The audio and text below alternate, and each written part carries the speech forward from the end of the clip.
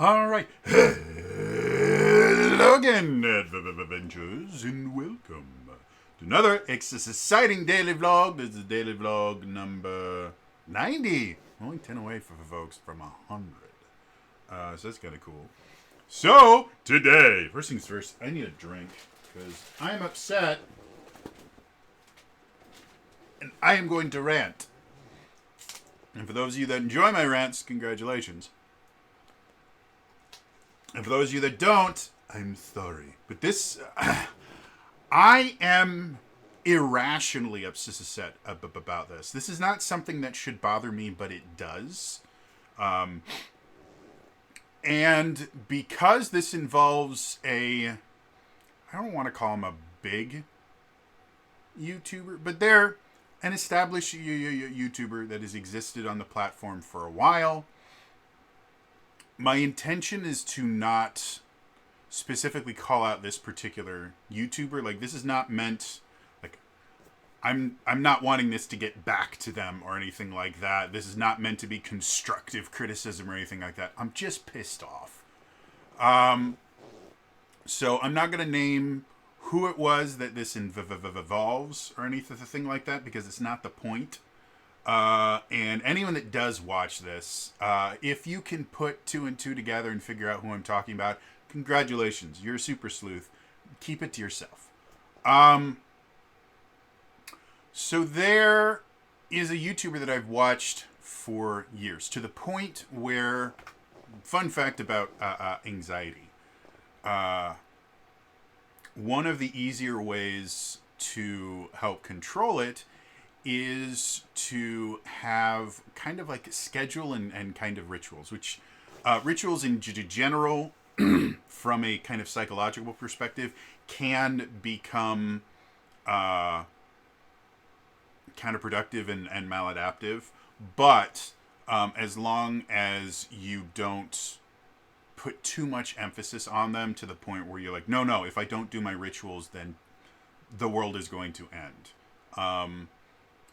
Scheduling and kind of controlling the aspects of your life you can control can be somewhat therapeutic. And it's actually one of the things that people with anxiety will deal with in therapy, is the idea that a lot of times the source of anxiety is worrying about these things that you have no control over. And that's what makes it so paralyzing, because you get into this kind of hopeless situation of there's nothing I can do.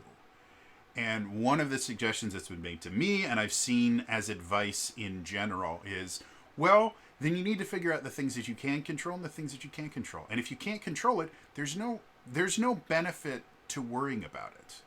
Like, if it is completely outside your ability to do anything about it, then worrying about it does literally nothing. It just makes your life worse. What you can do is figure out things that you can control and focus on those. That's why when the whole mouse incident happened, one of the first things I did, there are these strip things that you can get that you glue them to a bottom of a door. And what they're meant to do is block drafts and stuff like that. When I lived in the old house, I bought one, I think for similar reasons, to be perfectly honest. The gap beneath my door in that place and the gap into my beneath the door into my bathroom in this place was like this big. Like, it was a really big gap. And it was terrifying me that if there were more mice in the house, that they could get under the door and get into my room. And so I went and I just bought, it's a piece of plastic, effectively, or rubber, I guess is closer to what it is. It's a piece of rubber. You glue it to the bottom of the door, and it basically scrapes along the floor, and it prevents drafts. And it actually, when I did it in the old house, it actually was good for lessening sound bleed as well. So it actually made it easier for me to not hear things happening outside my room, and to keep things that were happening inside my room from going outside, because I would sing and stuff like that, and you could hear me through the entire house because I have a very loud voice. Anyway, so this particular YouTuber has become one of the things that I do to calm down. It's part of my ritual. They have a regular upload schedule, and so for me, sitting down and they do gameplay. They have a Let's Play channel, and they do Twitch streaming. And because I had been watching them for years, that became one of my rituals. Is I'll sit down or I lie down in bed, turn on one of their videos, and I will just be able to relax, watch them play. A lot of times, some of my favorite games, because they're a retro game. Their Let's Play channel is mostly retro games, and so they will regularly play a lot of games that I really, really love. And they do randomizers and other stuff like that, so all stuff that I'm really, really into. They are, in more recent years, they have become more and more frustrating to me because they keep making really stupid business decisions. And it's negatively affecting they have multiple channels. It's negatively affecting their channels, and they seem incapable of understanding that they are sabotaging their own success, because they will make bad business decisions, and then they will complain about the bad business decisions and blame their audience for it. And this is not a unique thing to this particular YouTuber and just a streamer. I have seen this happen a lot. There's a particular streamer that I just stopped watching because they did this so often.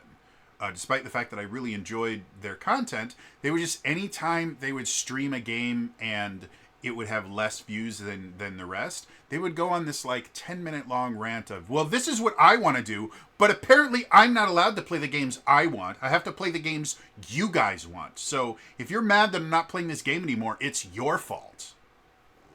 If anyone doesn't know, blaming your customers for your business tanking is a remarkably stupid idea. Lots of businesses have done it. It has never been beneficial. Talking down to your customer base has never achieved growth in sales in any way, shape, or form.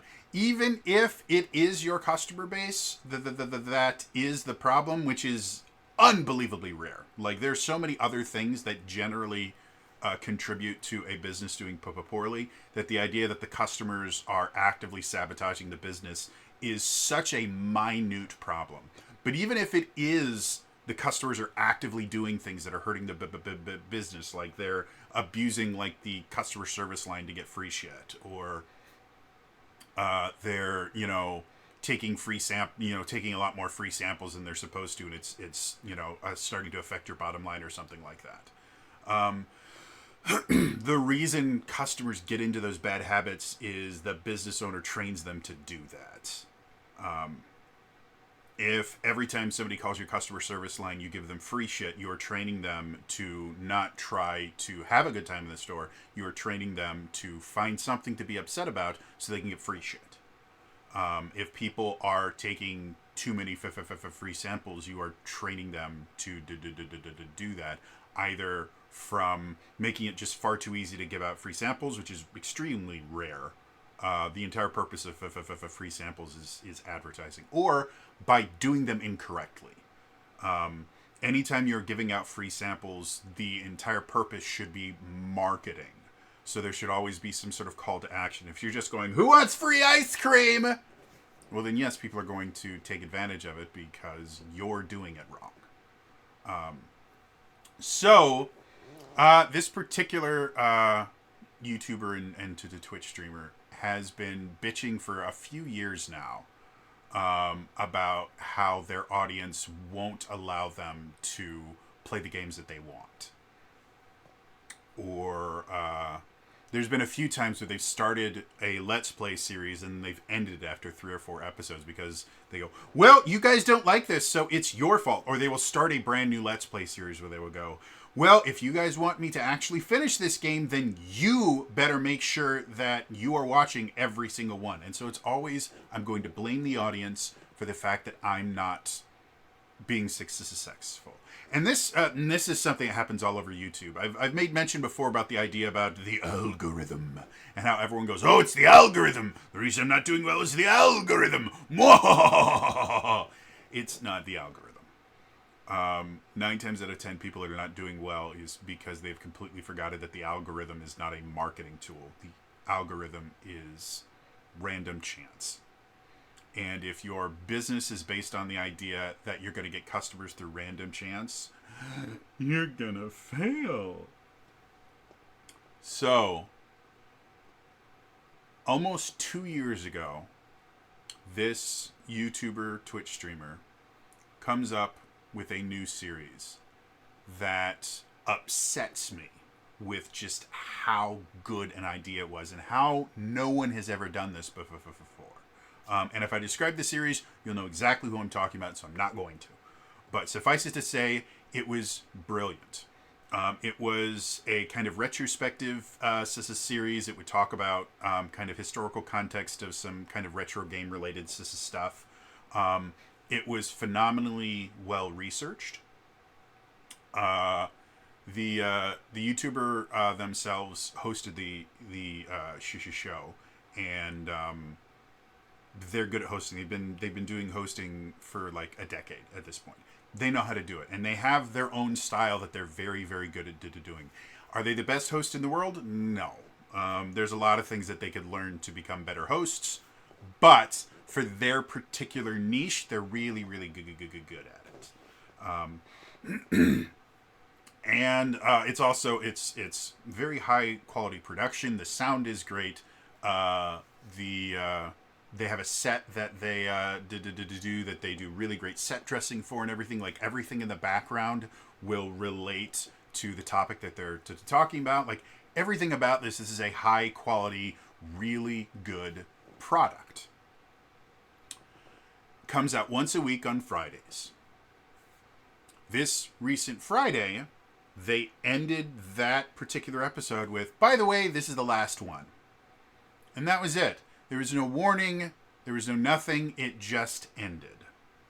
Today, they released another video that was only, it was less than 2 minutes long, but it's basically their wrap-up video, giving the official, hey, this particular series is canceled. It's no longer in production. There are no more episodes. You saw the last episode yesterday. We're done. And the only explanation that they gave is we just can't really keep doing this. Which is an interesting phrase because, again, this particular YouTuber is not shy about going, I don't make enough money. Like, they have no problem talking about how little money they make from other things. So if it was simply, we're not making enough profit on this, there is a history of them saying that. And so to me, it doesn't sound like this was a purely financial decision. We're just not making enough money on this channel to be able to pay the writer and the editor and the host. However, it could also be that, again, this particular show, they've never bitched to their audience about, hey, nobody's watching this show on this one. They've done it on a couple other, because again, they have multiple channels. They've mentioned, hey, I really want you guys to watch this other channel. But they haven't really said anything on the channel. Like I said, everyone was completely blown away when they heard, oh, by the way, this is the last one. And it's, like I said, it irrationally infuriates me for a number of reasons. First, this is one of my rituals. Every Friday, I watch this show. I have watched every single episode of this show. I've not missed a single one. Sometimes I watch them a little bit late, but I've watched every single one of them. I'm subscribed to the channel. It's really good content. Like I said, it is upsettingly good because it's such a great idea, and it's such a great, it's such a great quality show that I've always thought it should be more popular than it was. And on average, and this is the thing that's really impressive, the channel itself had something like 64,000 subscribers on it for YouTube, which is, is not a massive channel, but when you and even when you compare it to the other channels, I think one of their channels used to have over 1 million. There was an incident that happened a while ago, and it dropped under 1 million. I don't think it's ever gotten back above that, but it's in the upper 900,000s. And then their Let's Play channel is somewhere in the neighborhood of like 200,000 to 300,000. So this is by far their smallest channel, but it's also the channel that has existed the shortest amount of time. And the interesting thing that I found about it is, even with just having 64,000 subscribers, every single episode gets somewhere between about 40 to 60,000 views. So in general, just with how YouTube works, your subscribers are not going to watch all of your content. And a lot of times, the majority of your viewers are non-subscribers because they see it through, Up Next or things like that. Or they're just, someone that'll see your videos and they like your videos. They just don't want to subscribe to it because they'll get hit, their sub box will get too full or something like that. So the fact that this particular channel is consistently getting almost the same amount of views as the actual subscribers is kind of impressive. And it's steady. Like, you can go all the way back through every single episode, and every so often there'll be one that'll hit like 100,000 or 200,000 views, depending on the content of that particular video.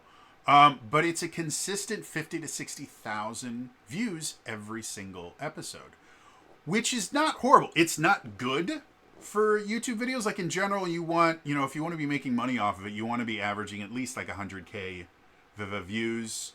If you're regularly getting millions of views, depending on how often you put out things, you're making pretty good money. Only getting 40 to 60,000 views is not particularly great, especially when, for this particular one, they actually had a staff. They had a single writer, and they had an editor. So yeah, but the thing that upsets me so much about this particular Kiki cancellation, other than the fact that we had no idea it was coming, and the only explanation that has been given for it has been, we just can't keep doing this. Which to me sounds kind of like a petulant child. It's like, fine, I'm not doing this anymore. Which, again, there may be more stuff behind the scenes that I have no idea about. They did do a live stream today. I have not watched through the early parts because they weren't doing a live stream about this show. They were doing a live stream to finish the game that they were playing. But I do want to try and comb through the early, like the first 20 or 30 minutes of their live streams. They just chit chat, which is extremely common. And so one person in chat has made mention of this particular show in the first couple minutes, and all they said was thank you, and they seem to be extremely tight-lipped about what's going on here. But there has been a little bit of controversy with the channel. They got demonetized at the beginning of the year and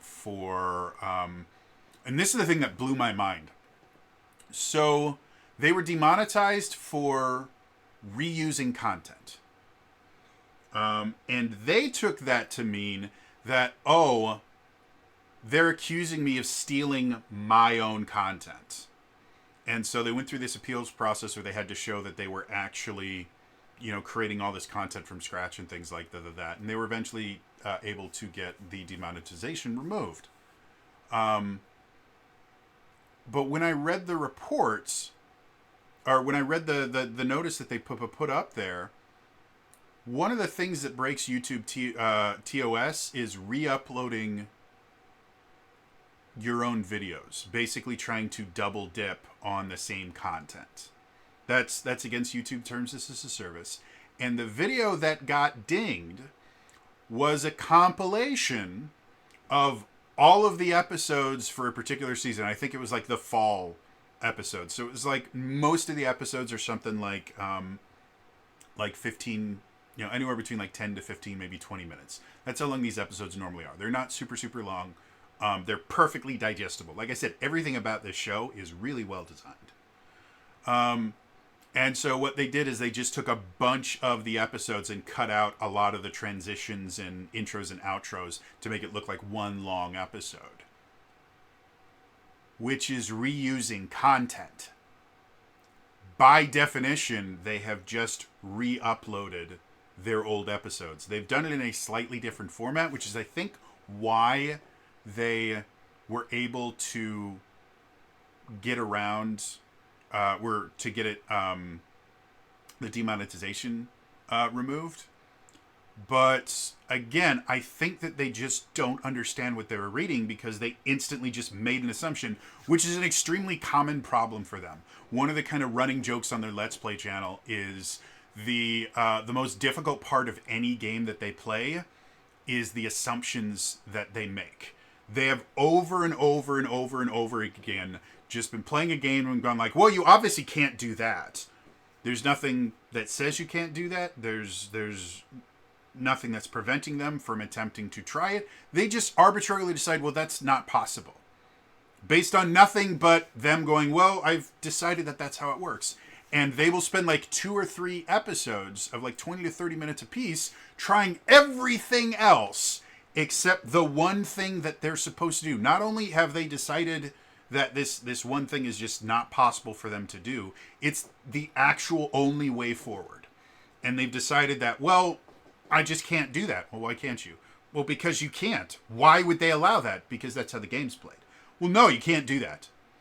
And so they continuously kind of sabotage themselves. And from kind of schadenfreude, whatever that word is, it's fun to watch them struggle and basically sabotage themselves. And then whenever they get there and they realize that they could do that, they will generally come up with some kind of excuse. Well, there was nothing to indicate that was that. You know, that's just stupid. Or every so often they'll just go, oh, I was stupid. Let's move on. But they never learn from anything. And so I personally think that the reason they got demonetized was not because they were being accused of uploading someone else's, because they one of the things that they do in this, because it is retro themed in that, is every so often they will pay commercials and things like that from the time period that they're talking about as a way to kind of link topics that they're talking about. Again, it's not an uncommon thing to happen. And so they decided, I think, just because, again, they just like to decide random things, that was the reason they got demonetized, and not because they were literally doing exactly what they were accused of doing. They were re-uploading their own content. Now, putting it as a compilation is different enough that I 100% believe that it's not against YouTube to TOS. And it can be very, very fun to watch. You know, this is my compilation of every blah blah that I've done. Like, it's fun to be able to just sit there and, instead of having to find each video individually, and in this particular instance, it was cut in such a way that it just ran like an hour-and-a-half long episode. So it wasn't like you were watching, thanks for watching this show, tune in next time to hear about this, and then it immediately goes, no, all of that stuff was just cut out. And so you just got this very easy to digest hour-and-a-half long episode. But they 100% were re-uploading their old content, and that's why they got dinged. And I don't think it ever occurred to them that that's what was going on. And I've seen this happen to a couple other creators as well, where they will do compilations or other stuff like that, and then they get dinged by this exact same thing, and they go, oh my god, YouTube thinks I'm stealing from myself. No, YouTube thinks you're gaming the system by re-uploading the same video to get the benefit of new videos in general will show up first in search ratings. And they will show up in sub boxes as new videos. So YouTube thinks you're trying to double dip. So what did this particular YouTuber do once the appeal was complete and they got remonetized? They instantly uploaded another compilation video in celebration. So again, the thing that upsets me is not so much that the show is over. It's upsetting that the show is over because it was a great show. But it's the fact that this particular person constantly makes massively stupid decisions based on nothing but their own mission to ensure that they're never the one at fault. And then when something goes their way, they never try to figure out what the root cause was. They just assign a blame to it and then go, well, that's good. And again, I've seen this in retail constantly. Again, it's really, really common for a manager to go, well, the reason the store's not doing good is because I don't have any good employees. If I just had good employees, if they just let me hire new employees, the store would be doing really, really well. You know, the reason that the store is not doing well is I'm not getting the right products. The things that I really want to sell, I'm always sold out of. So that's why, you know, it's nothing to do with me. The reason that the store is not doing well is that corporate keeps giving everyone that complains to customer service free stuff. And so they're just completely destroying my bottom line. It's corporate's fault. No, the reason that the store is doing poorly is you're a bad manager. If you have bad employees, that means you hired bad employees and you haven't trained them correctly. That is a management problem. If your inventory is not stocking the things that you need, even in a system like I worked for big international retail outlets, you don't manually order your inventory. It's all tracked through the POS system, and basically what they will have is let's say you have 10 erasers. And in order to ensure that you don't run out of erasers when you need them, there will be a minimum amount that as soon as you sell one over, let's say you have to have a minimum of 3 erasers in the store according to the system. So as soon as you sell, you know, your 8th eraser, so now you only have 2 left in the store, it is immediately sent to the warehouse that the next time a truck comes here, it needs to have erasers on the truck. It's a completely automated process. The most difficult thing about using a process like that is understanding how much you sell of particular hot ticket items and ensuring that the minimum amount is enough for you to have them in stock until you get a new shipment in. So that's what it is. You know, if your minimum amount is 3 and you sell 3 every day, and it takes you 3 days to get a truck, that means by the time they know that you need it, you've already been sold out of it for 2 days. So you need to increase the minimum. And that's how all this stuff works. And most of it is entirely automated, and they have really great programs to be able to do that. However, programs get things wrong. And one of the things that you could do in the store is you could literally just call up a number and say, hey, I need to increase my minimums on this particular thing because we're all sold out. Or we're always sold out of this thing. And it literally just takes, hey, listen, I sell an average of this many per week. Here are the figures for that. I just need my minimum increase for this.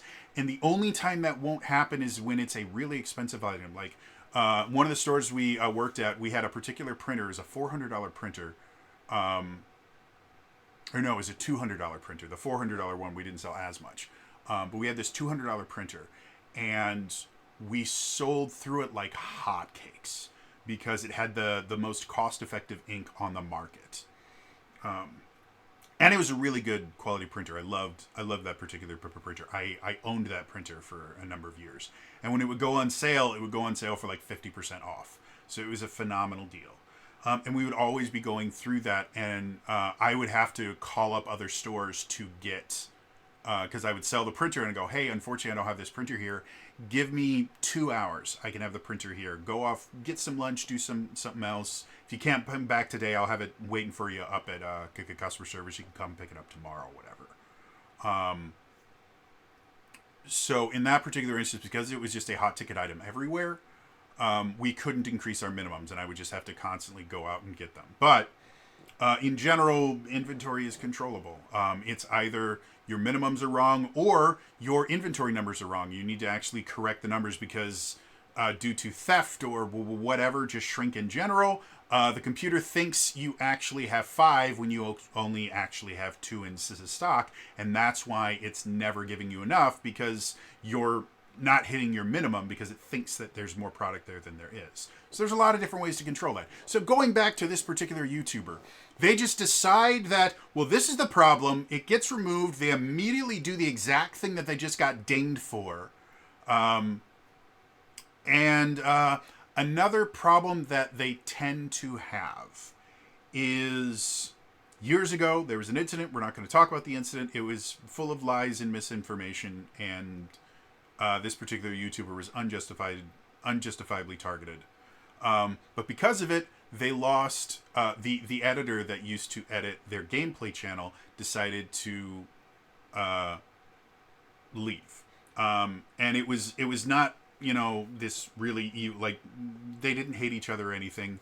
They both made the decision, yeah, if you don't want to be involved in this anymore, I completely understand. You can go. And after that happened, they made like a couple different videos where they're talking about, you know what, I'm not sure if this channel can continue anymore.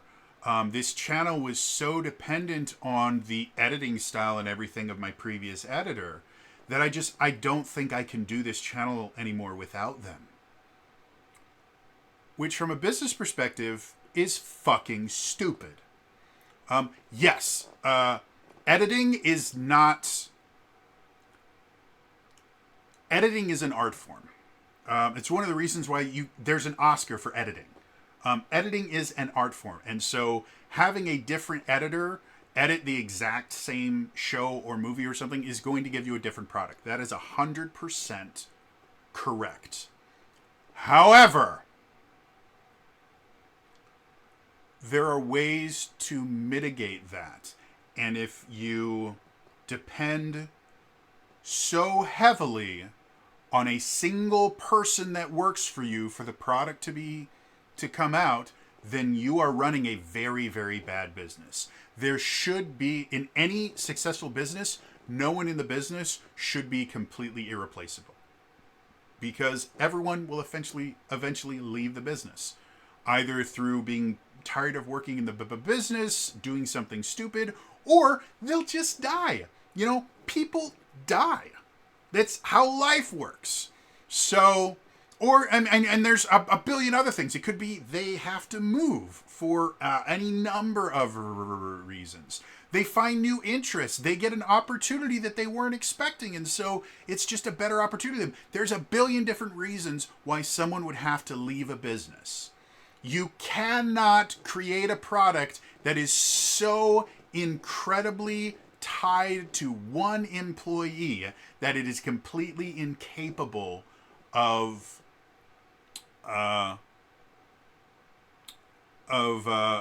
coming out without that particular employee. This is an extremely common problem with inexperienced and just ineffective managers in general, where they will find someone that's good at their job and they will just rely on them far too much. It's something, again, I used to train managers. It's something that's very, very difficult for some people to understand, especially in retail, is the idea that you will always have at least one, sometimes a couple employees that are just your rock. They're the person that when something goes wrong and you need to make sure that it's fixed in the right way, you go to this particular person. And those people are wonderful and invaluable, and you should do everything you can to keep them as long as you can. However, if the business crumbles without that employee, you have done something drastically wrong. First of all, you have put so much emphasis on this employee that you've forgotten that you have all your other employees, and you have neglected training and development of the rest of your team. That's your first mistake. Second, once you get someone that is so invaluable that you can't run the business without them, they now have got a lot of responsibility and pressure that has been put on them exclusively, to the point where now you're starting to burn out your best employee, which again is an extremely common thing for bad managers to do. And I 100% think this YouTuber is a bad manager. They actually have a history in retail. And from the stories that they told, I will guarantee you they were not very good at their job. The things that they've said, I could go on tirades about how many stupid decisions that they made while they were running a store. So what I think has happened with this particular YouTuber, this creator, is they have a chip on their shoulder from something that happened years ago that never should have happened. 100% justified being upset that it happened. Never should have happened. They were crucified for something that they didn't do. So they have this chip on their shoulder. They lose someone that was very valuable to them that they had put a lot of pressure on. And because of that, that person eventually... I think the first editor that they lost just left because of the controversy. Then they got a new editor, and after a year or two, the editor had to take a couple months off because they were getting overworked, and then they just had to leave entirely. And now you have this new channel that after a couple years, everybody just quits, and the justification is we just can't keep doing this. I think they're just a phenomenally bad manager, and they are not treating their employees well enough, and they're burning out their employees like crazy, is my theory. I have no insider information. This is just based on the statements that they have made and my own knowledge of how management works, and how running a business works. Every show that they do, they will only have one person for every role. They only had one writer, they only had one editor, and then they were the host. In a business, you cannot have a single person that is the only person that can do their job. You need to have backups. You need to either, you as the owner have to be able to do their job so that they can take time off. Effectively, if you're running a business and none of your employees are allowed to take vacations because anytime they take a vacation, the business can't run, you're running a bad business. You need to have multiple people that can do the job. And sometimes if you can't afford to pay multiple people, sometimes that just involves you learning the job so that when they need to take when they need to take a break, you can fill in for them long enough for them to be able to come back to the job. If you can't do that, then you need to hire multiple people. That's how it was. But I can't afford to pay 2 full-time salaries for this job, especially since I only need one of them. Great. Make them both part-time. But that's evil. Part-time is meant to ensure that the corporations can exploit labor. No. Part-time is specifically created so that you can not overwork your employees and give them the ability to do other things. It is not this evil conspiracy to ensure that people don't get benefits. No, it's a way to cut costs for the company while still ensuring that the business works. And I don't think this particular YouTuber understands the very basics about how to run a business. It's obvious that they're burning out editors because they've done it multiple times. They blame their customers for their own mistakes. They are not creating redundancies so that their employees can take time off. Anytime an employee has to take time off, the show stops. Which, for YouTube specifically, is real bad. Because if you just stop uploading content, YouTube will stop recommending your content. It's one of the reasons why whenever I would do Daily December, I would see huge growth in December, and then January and February, everything would die. I would lose a bunch of subscribers and everything like that because I went from producing a video every day to a video once every couple of weeks. Now, in addition to that, February and January are just really, really bad for YouTube in general. Like, even with the daily vlogging, I lost a bunch of subscribers. I saw my views drop to next to nothing, especially in February. So it's not exclusively that, but it does contribute. So yeah, and that's why I am so upset right now. It's not that, I am upset that this show that is really, really good is no longer there. But the reason it's no longer there is because the person that created it is a dipshit when it comes to running a business and seems completely incapable of learning what they're doing wrong. And they're just perfectly happy blaming everybody but themselves, and that pisses me off. Probably because I had to deal with that in retail. I kid you not, the reason that I became as good a sales manager as I was the first store, excuse me, the first store that I worked at for this particular company. I came in just as a salesman, and I was so good that I think I was hired in like March or April. Within a month, I had outsold the year-to-date sales numbers of every single person in the store. I was phenomenally good at what I did. And because of that, I got promoted to a key carrier position really fast. Faster than was allowed by the rules. Like I was promoted in like 4 or 5 months. I wasn't supposed to be available for promotion until 6 months. But they needed someone in the store, and I was by far the best. So I got to the key carrier position. I started learning a little bit of management, but the store owner was one of the worst managers that I've ever worked for. And it was because he had to do everything himself. If we had to do a planogram reset, he had to make sure that he was doing it. If a truck needed to be unloaded, he needed to be there to unload it. In the back, the particular office supply store that I worked for also sold furniture. And some of it was drop ship stuff where they would just order it in store and we'd ship it to them. Others were, we kept actual product in stock. And in the back, we had these giant, we had this warehouse in the back where we keep all the furniture, and it was poorly organized. And it made it kind of difficult to find the products that we needed, and made it even more difficult because we didn't sell a ton of furniture. And so when we did, and we would get new furniture on trucks, it was a pain in the ass to put it away because it was all in weird spots.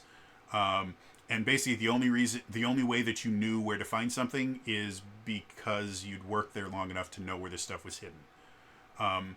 So instead of, we had a furniture specialist. They were a key carrier whose job was to focus on furniture. So we had a furniture specialist, and we had an operations supervisor who their job was to ensure that the operational aspects, things like planograms were done, the damaged and defective goods were being taken out of the system on a regular basis, and they were in charge of doing trucks. So they had 2 different managers that they could have just said, hey, I need you to reorganize this. I need this to be good. And they completely refused to do that. They had to do everything themselves. And anytime something went wrong, it was always somebody else's fault. Well, we didn't make sales because the ad wasn't good.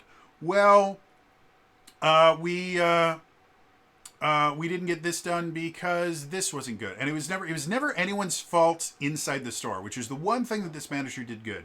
He didn't blame his subordinates for his own problems. He blamed corporate for everything. Corporate and the economy, and it was never his fault, and it was never his store's fault. It was everybody else. And so finally what happened was the district manager comes into the store when the store manager's not there. And I go up to him. He was a dude named Dave. And I go, hey, Dave, what's going on? And my boss's name was Tim. I've been out of the business long enough that I don't feel bad using first names. So Dave comes in, and I know Dave really well because he's the district manager. He's my boss's boss. And he will randomly walk into stores to do spot checks and stuff like that. He was actually a really good district manager. So he comes in, and I believe, if I remember correctly, I was either the only manager there or one of 2 managers. But I was the lowest ranking manager, and the store manager wasn't there. And generally, if Dave walked into your store, the first thing that you did is you'd call up your store manager and go, Dave's here, you need to get here quick. Because Dave generally really only interacted with his store managers. On purpose. Dave wanted the store managers to run their stores. He didn't want to run their stores for them, which is a good thing to do. So Dave walks in and goes, hey, Dave, what's going on? Something I can help you with?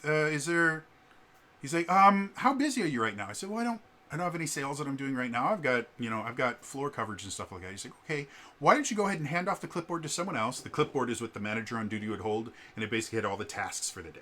And it would also have stuff like your average ticket that you were running at that particular point. And it was stuff that all managers needed to know. So he says, why don't you hand off the clipboard to someone and let's have a conversation.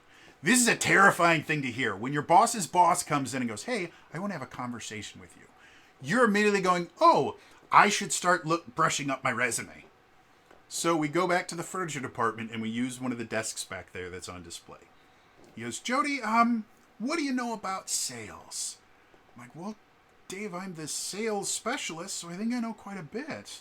And I start just rattling off numbers for him. And he's like, no, that's really, really good. And he asked me a couple more questions. He's like, do you know what this, do you know what your sales for this were this week? I said, I think they were this and this and this, but I haven't looked at those particular numbers. I can look them up. He's like, no, it's fine. And so we talk a little bit more. He goes, Jody, I need your help. Okay. He's like, Tim is not listening to me. Okay. And you guys are the busiest store in the district. You're the biggest store in the district. I need this store to succeed. And I think you've got what it takes. Sorry, what are we talking about here? Is like, I don't want Tim dealing with sales right now. That's not his focus. He's a much more operations-focused manager, which is perfectly fine. But he needs someone that's really solid in sales, and his assistant store manager just isn't. So I'd like you to really focus on running sales for me. I'm like, okay, what do you mean by that? And so he sat down, he printed off a bunch of reports, and he taught me how to read a P&L. He taught me how to predict sales and all this stuff. Like, he taught me how to run a multi-million-dollar store. And he said, can you do this for me? I said, absolutely, yes. He's like, okay, then I'm going to tell Tim that I have told you to do this. So if you get any pushback, you just call me up, and I will take care of it. I go, okay. And I had his personal cell phone number. And sure enough, Tim was overjoyed with it. He hated sales, and he hated doing, he didn't hate interacting with customers. He loved interacting with customers. He hated making sales. He was a very personable person. He just didn't like sales. And sure enough, as soon as he gave me the authority, I went nuts. And I took the store from literally last in the district to one of the top 3 performing stores in the district in 6 months, which is unheard of in retail. And I did just unbelievably well at it. And it was all because, I had this manager who was just being stupid and blamed everyone else for his own problems. If he had just taken the time to delegate, to develop his team instead of doing all their work for them, it would have done. And I think this particular YouTube, to get back to the entire purpose of this video, I think this particular YouTuber has that exact problem. Is they do not understand how to run a business, and they will blame everybody except themselves and their team. And that is a monumentally stupid thing to do. And this particular show was phenomenal. And if they had just done a little bit of extra work, they never marketed the show anywhere. They never used any shorts to advertise it. They never tweeted about it. There was no Instagram talking about it. There was no way for people to find this show unless it randomly appeared in their feed. And there is something to be said about SEO, search engine optimization.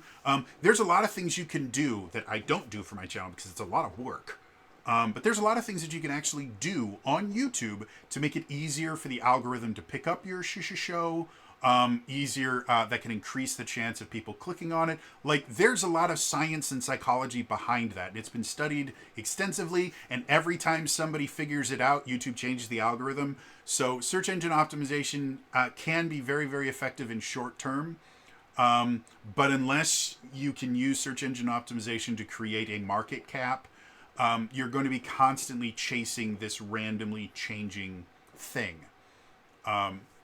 So it's not as effective as a lot of people will claim it is. Like, if you talk to most kind of YouTube consultants, they will tell you that the number one thing you need to do is search engine optimization and improve your thumbnails. And they might talk about things like, audio quality is really important, video quality is really important, stuff like that. But the thing that they were hammering into is you have to use search engine optimization. And it's just not as useful as people say it is. And I will almost guarantee, I think, again, this is just me speculating. I have no information. Please do not try and use this to say that I'm saying that this is exactly what this person is doing. No, I am guessing that this is what they did. They have made a huge emphasis on search engine optimization and good thumbnails, which their thumbnails are always fantastic. I I think their editor made the thumbnails too, and they're very, very good at what they do. Their editor was phenomenal. I'm not saying anyone that was involved was bad at actually producing the show. The only thing that they were bad at is the manager is just a phenomenally bad manager.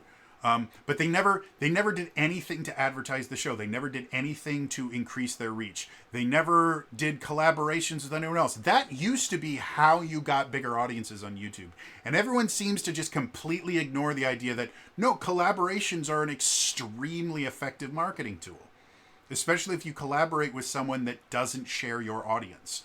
Because even if you only get 10% of their audience to continue watching you, that is massive. If you and the person you're collaborating with have a similar size audience, which should be what's happening, if you only get 10% of their audience, that means your audience has increased by 10%. 10% growth is phenomenally good. Natural growth tends to be around 3 to 5%. So you have just doubled natural growth with a single video or maybe a couple of videos. It's unbelievably effective. Shorts, incredibly useful marketing tools. Because what you do is you make a short of whatever the most interesting aspect of it. You don't even have to like re-edit anything. You can literally just take a little segment of it, and at the very end, want to see the rest? Go to this YouTube channel. Go to the YouTube channel and watch it. Shorts are significantly easier to pop up at people's feeds. People watch significantly more shorts than they do, 20-minute videos. So they're unbelievably successful marketing tools. And you can take those shorts, put them on TikTok. You can take them and put them on Twitter and use those for cross promotion. There's so many things that you can do to increase your market. And this YouTuber did none of them and then got mad that no one was watching their shit. And it's infuriating because now an amazing show simply ceases to exist. I am so passionate about how good this show is. My first thought when I heard it was ending is like, well, then I'm going to do this. Because if you're not going to take advantage of probably the greatest idea ever, then I'm going to. But there's no fucking way I could do that. My brain would not allow me to put even half of the effort that would need to be put in to make a quality show like that. Oh. So anyway, that's my little rant today. Please, for the love of all that is holy, understand if you are doing poorly, it's probably your fault on YouTube. Does that mean that every single person that's not doing and the first thing is, so wait, so the reason that you only have 700 some odd subscribers is because it's your fault that your channel is so small? Absolutely. 100%. There are a lot of reasons this channel is not successful. The vast majority of them are my fault. Yes, there's other things, like I'm not particularly algorithm friendly. Like the content that I make does not do well in the algorithm. I avoid things that would make the channel more popular, rage bait and stuff like that. Anytime I do content about Critical Role, anytime I do content talking about drama and stuff like that, those are really, really popular. I don't do them on purpose.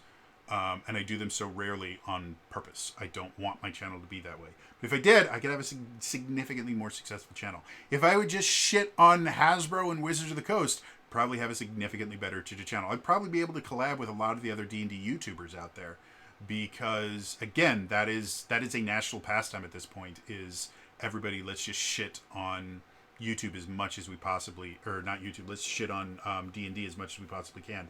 And I just don't agree with that. Do I think WotC is a perfect company? Absolutely not. They made a ton of really, really stupid decisions. But I don't believe that they're the evil incarnate that people paint them out to be. And they're definitely not dying. D&D is stronger than it's ever been in the history of the game. So anyway, that's my little rant for today. And I know that this is officially late in Central Time Zone, but by the time it uploads, it'll still be on the right day, I think, Pacific Time. So take that. Anyway, that's all for me today. I will see you guys next time. And as a final warning, please, if you figured out who I'm talking about, do not bring this video up to them. Do not link them the video. This is not meant to be constructive criticism to help them to grow or anything like that. This is me just being pissed off. There's no value in them hearing this, and to be perfectly honest, I don't think they would react well to it anyway. Again, every other time that it's been pointed out that it might be their fault that they're not as successful as they want, they react very poorly to it. So normally I try to be constructive and I try to help. That's not what this video is. This is me being pissed at someone doing stupid shit and having this amazing opportunity and just shitting it down the toilet. All for me today. I'll see you guys tomorrow. All right? Bye-bye.